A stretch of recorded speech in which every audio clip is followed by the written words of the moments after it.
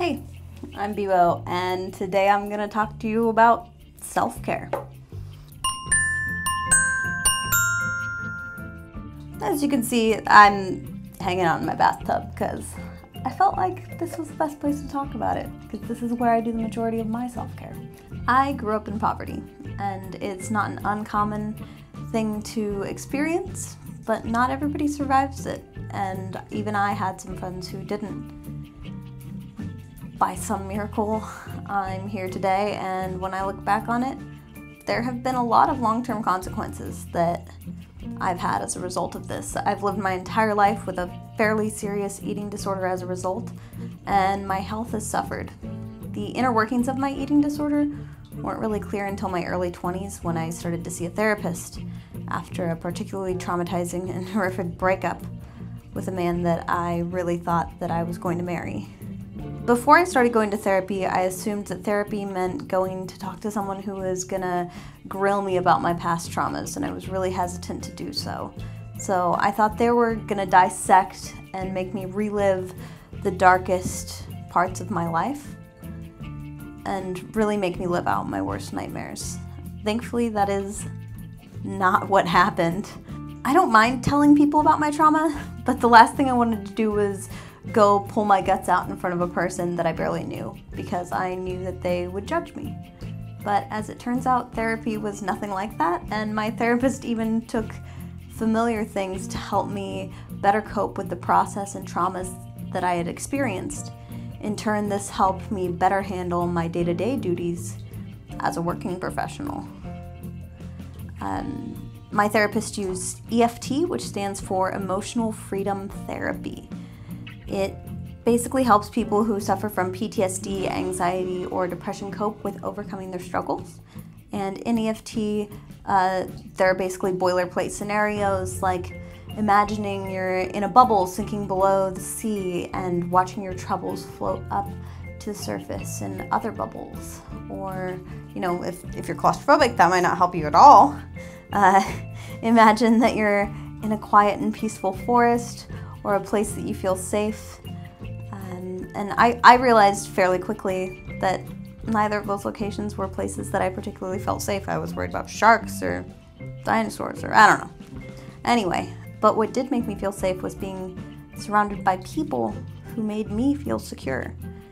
And, as a kid, I switched schools 14 times, and in general, I lacked stability. And it was always people, not locations, that made me feel safe and protected.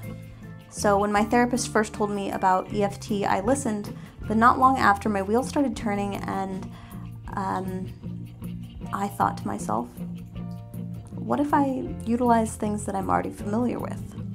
A standard practice in modern therapy is to encourage the creation of a mental safe space in which one is encouraged to imagine or visualize physical separation from emotional obstacles.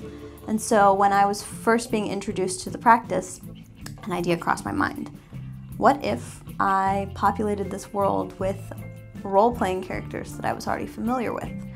So I aspired to create characters that would help me focus my efforts where they needed to be.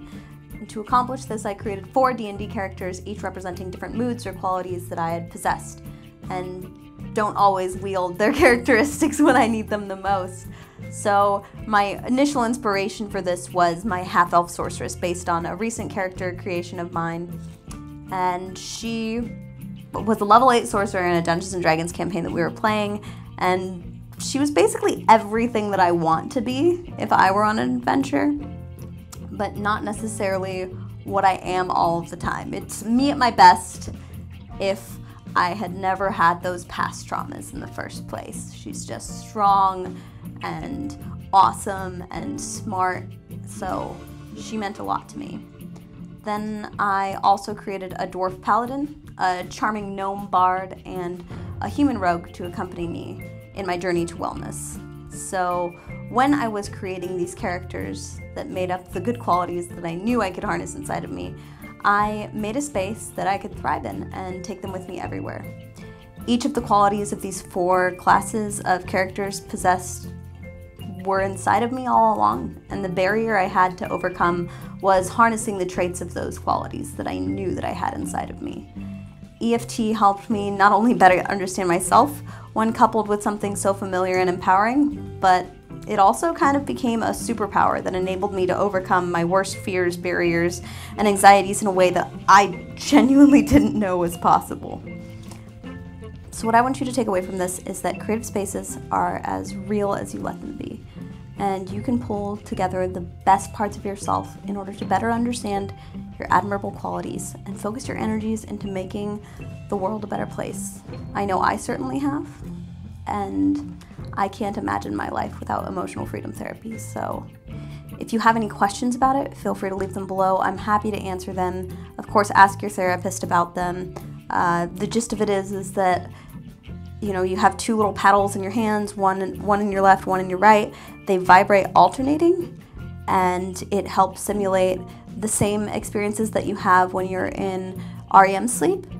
So you basically take the safe space and wield it to your own strengths. And I honestly found that even when I wasn't doing EFT, that the knowledge and the power that I had knowing that inside of me there were these characters who were there to help made me so much more capable and so much less afraid. I honestly can't say that Be Bold Games would be here if I hadn't experienced emotional freedom therapy. So thanks for watching, and yeah, if you have any questions, leave them below. I'm happy to answer them, and I hope that this helped you.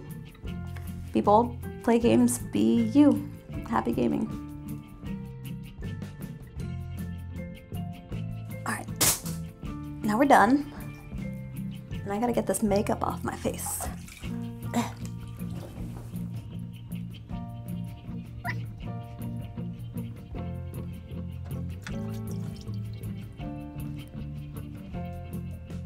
And I'm probably a crazy person for wearing a microphone in the bath, but I just really wanted the audio to be good for that, and God knows I'm a perfectionist.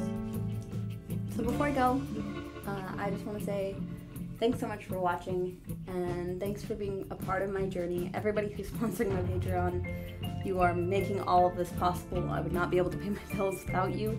I'm doing my best to make all of this work, and I really appreciate everyone's support, even your encouraging words. Like, they're gold. They mean just as much to me as the people donating money. So I don't know, I spent like 90% of my life happy crying because I spent a majority of my life being told that I could not do the things that I wanted to do. I was constantly told, nobody's gonna pay you to sit around and play games all day, Brittany. Nobody's gonna pay you to be on social media. And like, I own a company, and that's exactly what I do. So I'm incredibly grateful for you guys.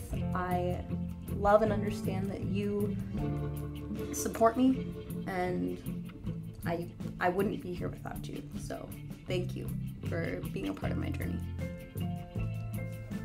Another self-care tip: drink all the coffee.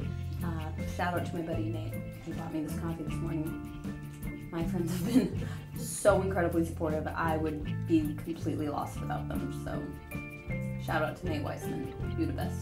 Another self-care tip: take all of the baths. All of them. Every single one is worth it. If you are having a bad day and you need to reset, go take a bath.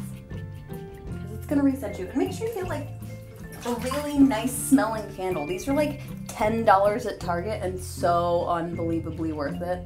It smells so good. It smells so good. Especially when my room smells like disgusting leftover Pizza Hut, because I'm not a classy woman. And that's what I had for dinner last night. Bacon, olive, barbecue sauce. I'm disgusted, but it was delicious. The smell of my room in the morning, not delicious. Not delicious at all. Yuck. Out of coffee. That's all the time we got for today. See you guys later. Thanks for watching.